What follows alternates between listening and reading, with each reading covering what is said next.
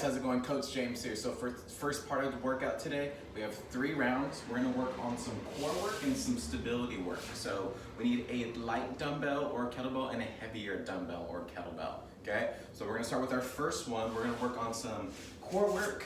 We have dead bug pullovers. We're also working with some shoulder mobility as well on top of this. So what we're gonna do is we're gonna grab each side of the dumbbell or kettlebell.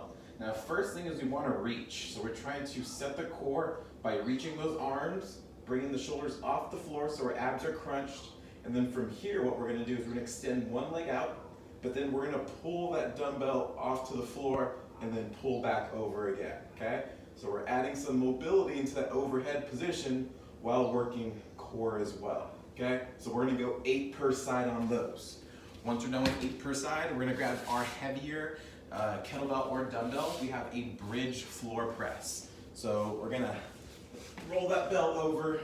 We're gonna set our bridge first. So glutes, abs engaged, and then from here, we're gonna do 8 per side on the presses. We're gonna work in some shoulder stability, core stability, and then working the glutes as well on that one, okay?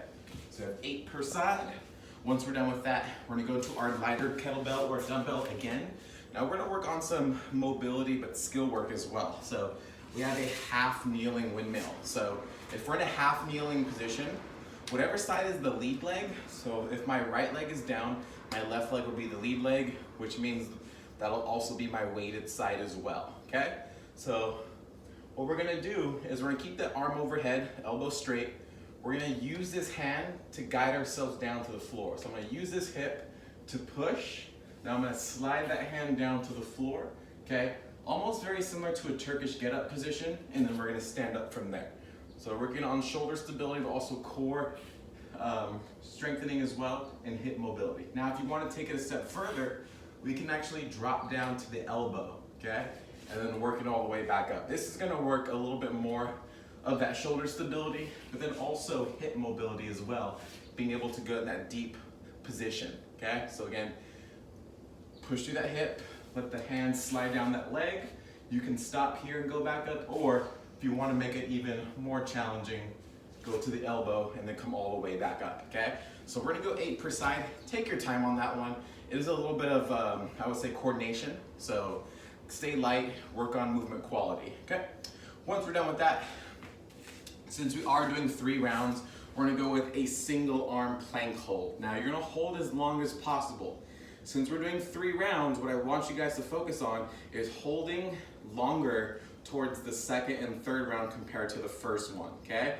If we're gonna hold on our first one, you wanna stay, I would say 5 to 10 seconds shy of failure on each side, okay? So each side should match. So I recommend starting with the weaker side first. So if you're right hand dominant, let's start on the left side first. Just making sure we're creating tension. So start in a good push-up position. I'm squeezing my quads, keeping the arms nice and long, abs engaged, and then once you're good, bring that hand behind. You can hold it here to create extra tension. Just make sure that shoulder is over the wrist and you're flexing the lower body and the abs as hard as possible, okay?